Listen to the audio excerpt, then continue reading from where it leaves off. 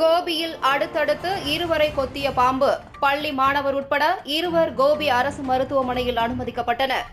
கோபி அருகே உள்ள கணபதிபாளையத்தைச் சேர்ந்தவர் கங்கா. கூலி தொழிலாளியான இவரது மகன் யுவன் சங்கர். இவர் கோபி நகராட்சி ஆண்கள் மேல்நிலைப் பள்ளியில் 12ஆம் வகுப்பு படித்து வருகிறார்.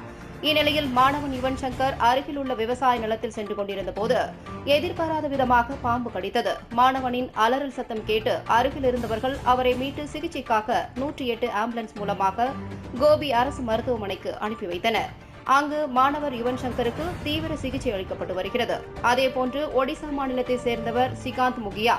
22 வயதான இவர் கரகடிபாளையத்தில் பகுதியில் உள்ள தனியார் நூல் மில்லில் வேலை செய்து வருகிறார்.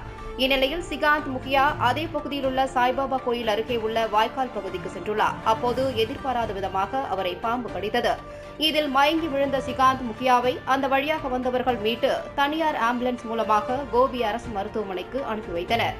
அங்கு அவருக்கு தீவிர சிகிச்சை அளிக்கப்பட்டு வருகிறது. ஒரே நாளில் அடுத்தடுத்து பள்ளி மாணவன் மற்றும் மில் தொழிலாளியை பாம்பு கடித்த சம்பவம் பரபரப்பை ஏற்படுத்தியது.